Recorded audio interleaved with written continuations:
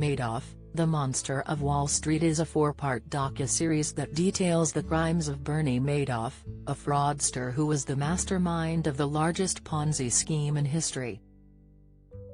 He was previously the chairman of the Nasdaq Stock Exchange, and his global scam was worth a whopping $64.8 billion.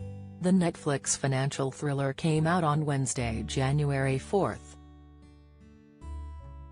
Warning: this article contains spoilers from Madoff, The Monster of Wall Street.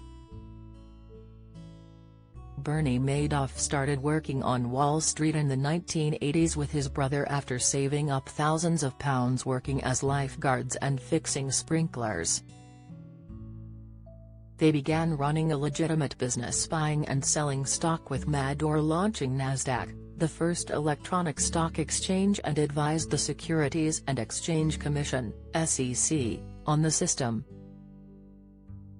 What the SEC didn't realize though was that in another office, Madoff was using money from new investors to pay returns to old ones. Camilla Tominey shuts down This Morning host in probe over Harry. By the end of 2008, the monthly statements that were churning out claimed that investor accounts were worth $65 billion. However, most of that money didn't exist, but as he was a respected older statesman, he was trusted by thousands of high-profile investors like director Steven Spielberg and actor Kevin Bacon. The truth eventually came out because of the financial crisis in 2008, when investors wanted to make withdrawals from Madoff's fund, but he quickly ran out of money. Shortly after, Madoff admitted to his sons that his business was all just one big lie, and a lawyer for the family alerted federal prosecutors and the FBI as a result. Where is Bernie Madoff, the monster of Wall Street, now? Bernie Madoff was arrested in December 2008 and became infamous with the general public due to the financial meltdown which was affecting millions. He was sentenced to 150 years in prison after he pleaded guilty to fraud and other charges in 2009. Madoff died at the age of 82 last year and, according to The Guardian, his family refused his ashes, so they remain at his lawyer's office. Following the financier's crimes, his family was dealt the blow of coping with people's reactions to what he had done. Chicago PD boss rules out highly anticipated return for key star, explainer Ginny and Georgia. Season 2 will welcome Smallville star to cast.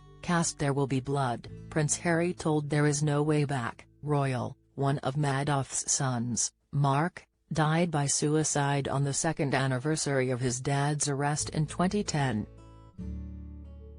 His other son Andrew died at 48 of cancer, which he beat in 2003, but blamed the disease coming back on the stress of his dad's actions. Meanwhile, Madoff's brother Peter was also sentenced to 10 years behind bars in 2012, despite claims he didn't know what he was doing.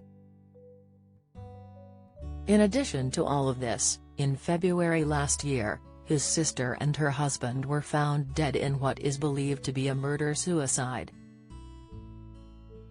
Director of The Monster of Wall Street, Joe Berlinger, said, "The scariest thing of all to me in this story is that nobody brought him down. Regulators missed it. People who are very sophisticated investors, who should have known better, who should have known that a conservative option strategy can't produce those kinds of results, didn't ask the right questions. None of that brought Bernie down.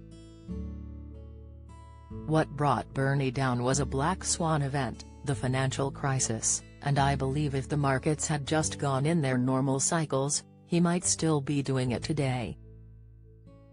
Madoff, The Monster of Wall Street is available to watch on Netflix.